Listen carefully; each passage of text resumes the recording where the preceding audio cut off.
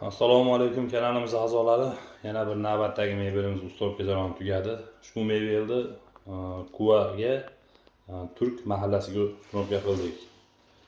Joyimiz общий holatda 340 holatda bo'ldi, balandligi 230 holatda bo'lgan. Akril materialda o'sha o'rtasiga granitlar qo'yilgan. Agrometr 2,200 ming so'mdan общий 6,950 ming so'mga mebelimiz tayyor bo'ldi. Qora mo'kasi bilan sezitillari bilan bo'lgan. Ardoimda sushunkalari bor. Tepa eshik kattaligini hisobiga tepada ikkitadan polkalarimiz bo'lgan. Xaladonimiz qo'shilga soladigan patnisimiz sardonidek bor. Qo'shiladigan turba tashamiz bor. Plyontuslar qo'yilgan. Gaz ichga yo'g'dan joylarimiz. Haladeniy tepasi ovi o'sib chiqqan holatda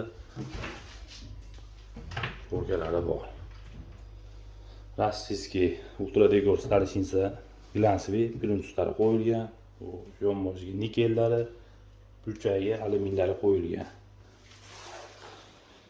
Xo'sh, kimga shunday xizmatlar kerak bo'lsa, ekranlarda ko'ringan raqamlarga aloqalashib olasizlar, chiroyli qilib ustolovka qilib beramiz.